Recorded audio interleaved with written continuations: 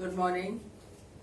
So did you ask your mummy about which side she was carrying you and why? And was she surprised by your answer? Well, the writer also, thinks that people might not agree with what he has said. He says this may sound far-fetched. Now, far-fetched, for the two words, is a bit impossible. No? Far, distance, fetched, brought from very far. Quite impossible to believe. But tests have now been carried out which reveal that it is nevertheless the true explanation. Now we don't use the word nevertheless, but it's one word that means no matter what you think, nevertheless, still, like no matter what the government says about our not gathering together festival time, nevertheless some of us will, come together in groups.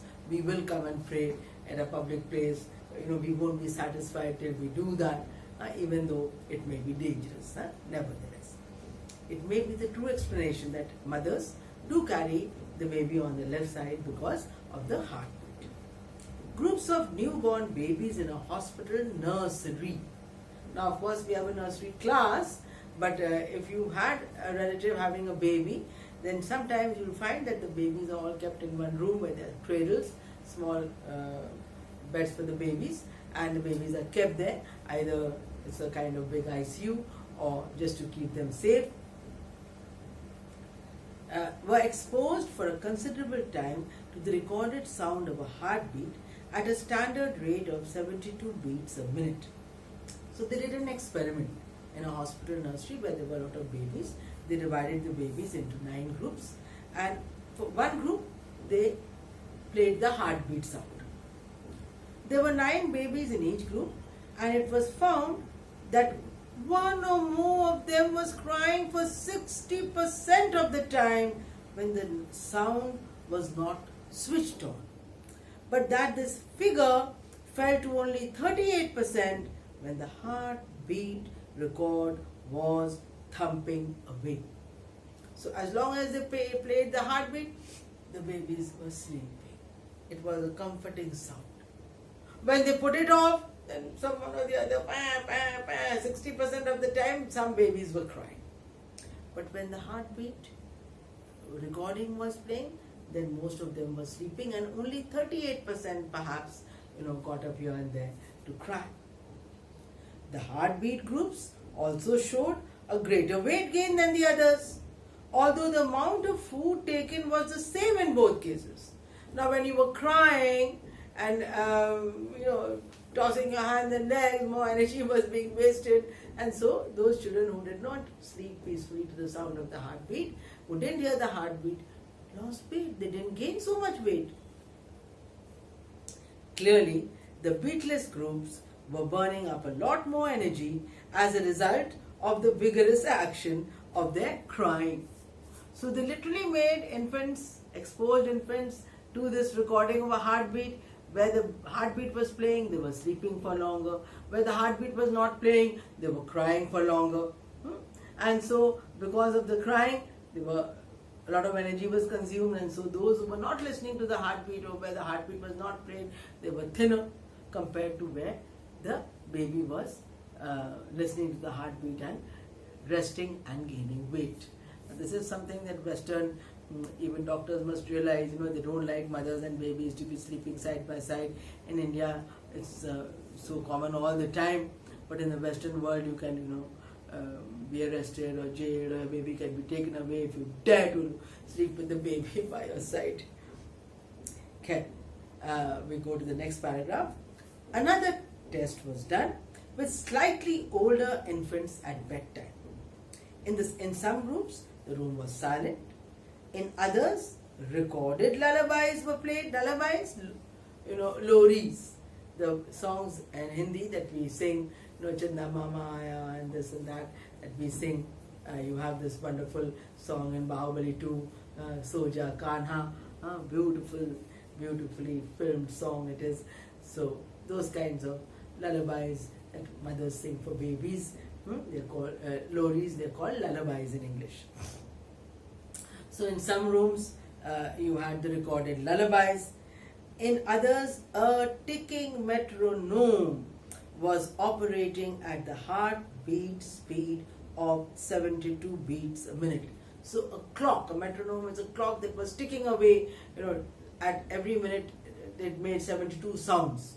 Otherwise there are 60 seconds to a minute, so and the second sounds are not made, but a metronome is a device in which sounds are made. So they had designed it, operated in such a way that it would make those 72 sounds a minute. So those sounds were being played, but they were not heartbeats, tuck, tuck, tuck, hard sounds. In still others, the heartbeat recording itself was played. So now we have, in this fourth paragraph, we have 4 groups. A silent room, a room where lullabies are played, a room where the metronome is, playing 72 beats a second, and where the real heartbeat is being recorded. It was then checked to see which groups fell asleep more quickly. The heartbeat group dropped off in half the time it took for any of the other groups. So the heartbeat was familiar. They didn't have to think about it, and as soon as they heard it, they quickly went to sleep. All the others now, when the mother is singing the Lori, she doesn't sing it from afar. She's cradling a baby, beta, soja, and all that. So she's cuddling the baby and or just thumping it, or maybe putting it in the cradle, and like Yashoda, she's just pulling that cradle, but something is being done to drop the child, and then the child is sleeping. But when the lullaby is being played just like that, it didn't have any effect. This not only clinches. Now clinches is an English word that proves, confirms the idea that the sound of the heart beating is a powerfully calming stimulus, but it also shows that the response is a highly specific one. So 4 kinds of groups, 4 kinds of sounds, and only the heartbeat group went to sleep very quickly. So it proves that not only is the heartbeat calming, you have this word stimulus, stimulus to response to stimuli. Like, as I told you, you take the bright light and flash it, and you close your eyes. That is the response to stimuli. That light was a stimuli. So the heartbeat sound is a stimuli or stimulus that makes the child feel rested. And only the heartbeat makes it rested. Children are not, no fake imitations will do. When we buy something, now these are pearls, but they are not costly pearls, but they are okay for me. So nowadays we can't wear gold, 50,000. So a proper chain might be 1 lakh or more. So I can't run around with 1 lakh around my neck and give it to someone I don't know, because when someone pulls it away and I don't even know him, I have given him a 1 lakh gift. Why be so foolish? If I have to give 1 lakh, I'll give it to someone I know, I love, someone who will need it, who will appreciate it, that I have given it. The thief won't remember me. So it's so children can't be, cheated, or you can't give them fakes.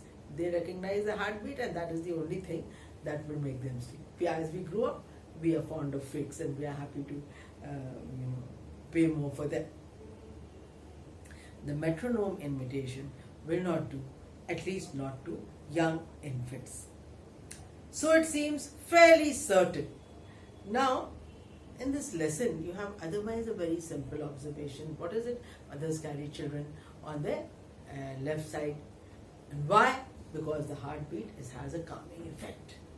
So that is a 1-line summary of this lesson.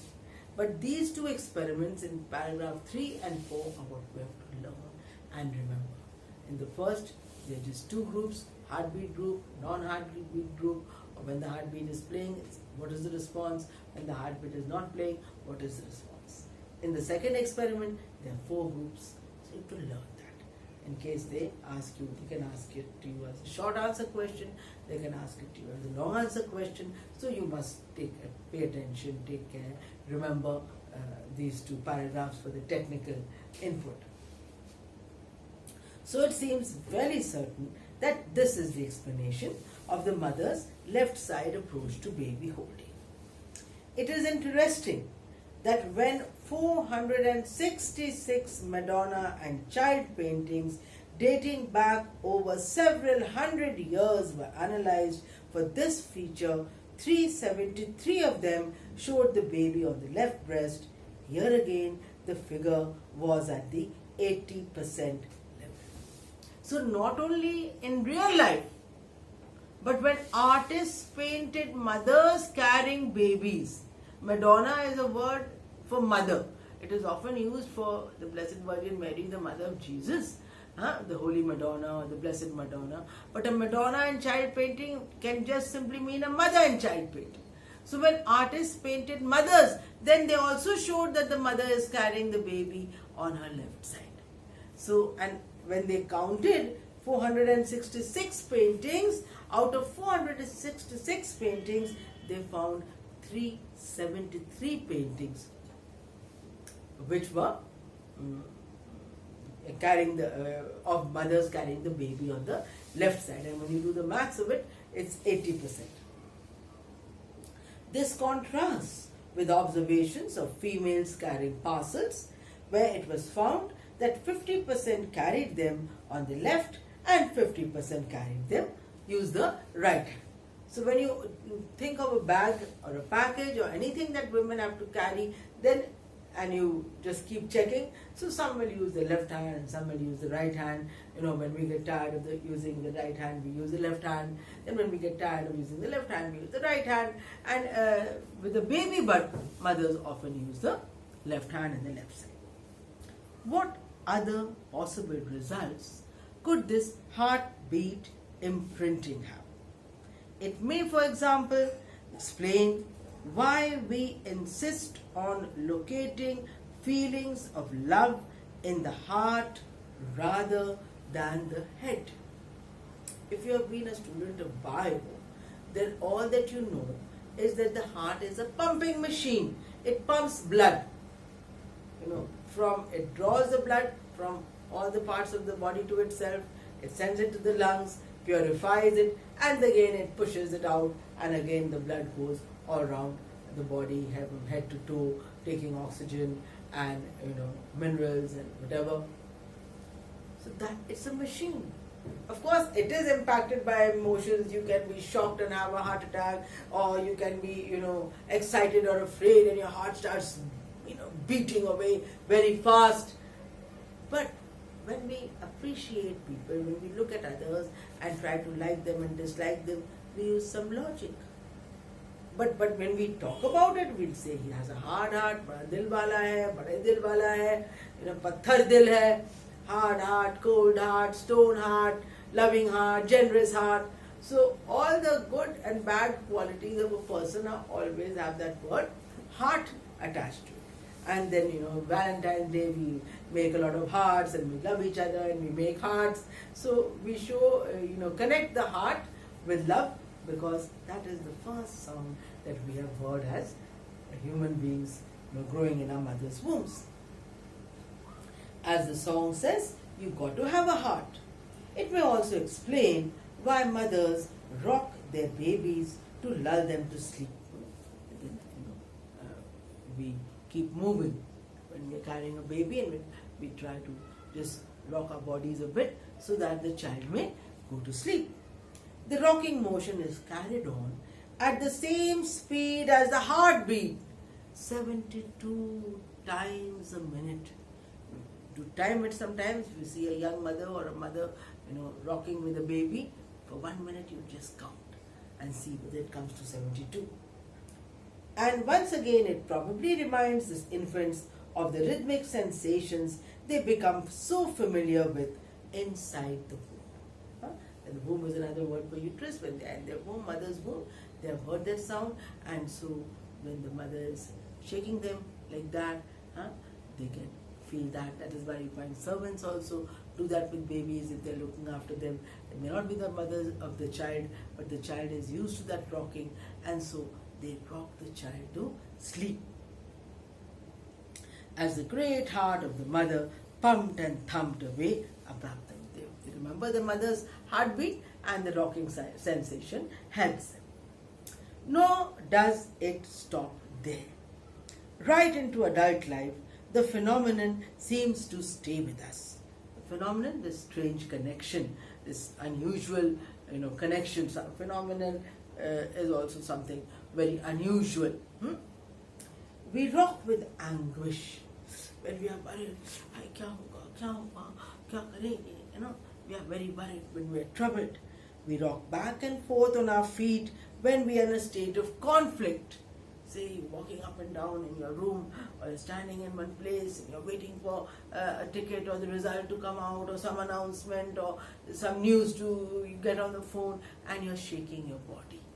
So when we are in trouble, when we are in stress, when we are worried, the next time you see a lecturer or an after-dinner speaker swaying rhythmically from side to side, check his speed for heartbeat time. Now, just talking about this rocking, I have also begun to rock from side to side.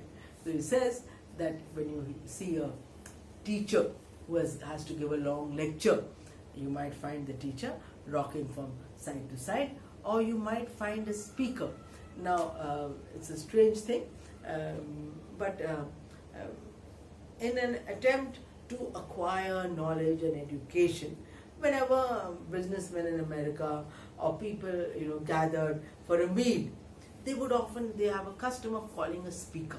So either it's a pre-lunch or pre-dinner or a breakfast address, that okay, this intelligent person is going to say something to us. All of us will pool and pay for his breakfast, and we will learn something from him.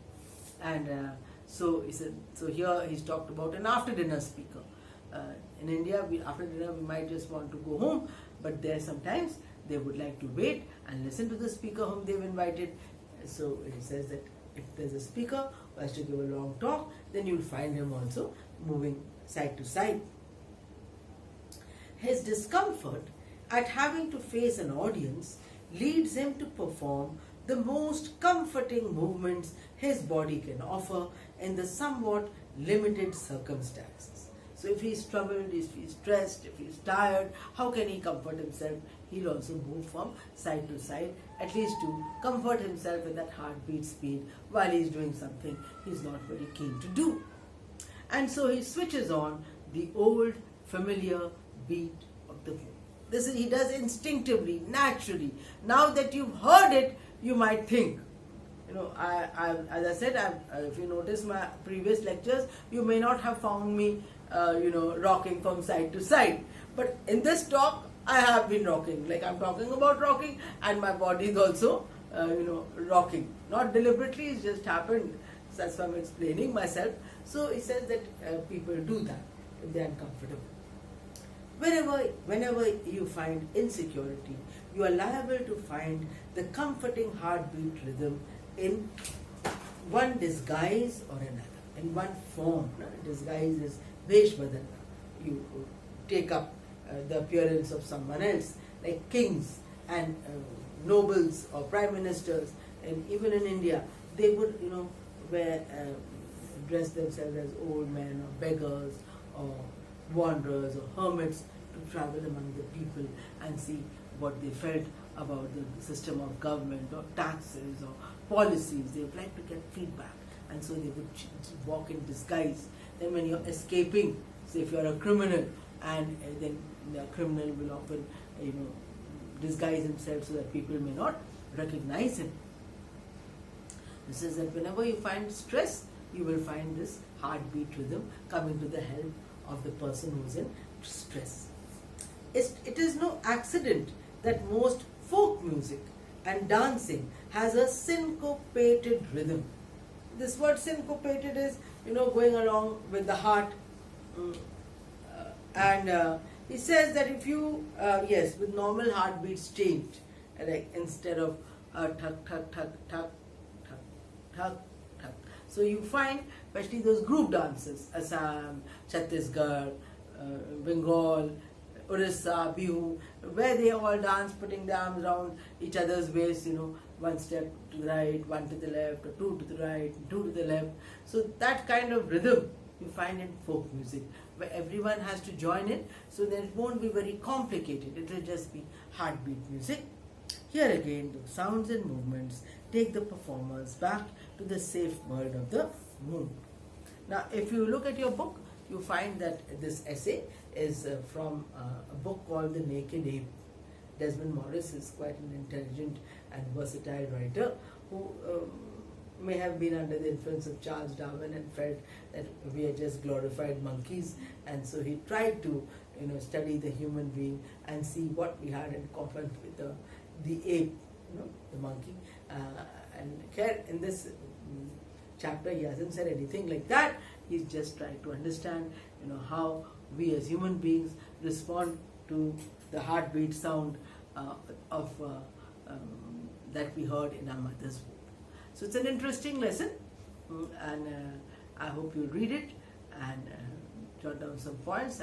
I'll be giving you an assignment for it, and as I've said, I'm asking you to keep a notebook, and hoping that you will, so that when we ever meet, God willing, we'll meet soon. When we meet offline, I'll be able to correct them.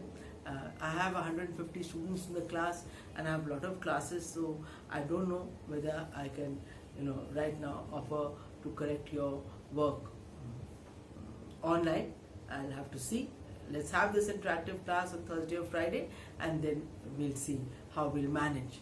Now, just in case, just one last bit, I want to show you 2 grammar books if people are interested to see a book that I want you to buy. This is a practical English grammar exercises 1 and a practical English grammar exercises 2. These have a very good collection of grammatical sentences, and they have not only sentences but they have answers at the back. So whatever page your exercise is in front, you have the answers at the back, so you don't need me to help you. Yes, and the author is A.J. Thompson, A.J. Thompson, and A.V. Martinet. A.J. Thompson and A.V. Martinet, and it is an Oxford University Press publication. Check for the back also. And in case no one has cut short, made a photocopy and tried to cut short, you've got the answers at the back, and it's very helpful. You have at least 9 grammar items that you're supposed to revise and study. Parts of speech. I put up the syllabus at the beginning of one of my first lectures. You have parts of speech, you have conjunctions, you have subject verb agreement, you have conditional sentences, use of articles, prepositions, sentence connectors, and question tags. So you just check one of my first lectures with this, and otherwise I'll upload it again for you to see. So you can go through these exercises. If you have them, it will be really good. If you were coming to class, I would have given you some photocopies of as parts of the book, but having the book, next year you can teach your juniors or teach your neighbors. You can earn a very good living by teaching English grammar to those who are, find it difficult. And of course, for your own competition and entrance exams, you will score 100 upon 100 if you have done the book well. So all the best. See you next time. God bless.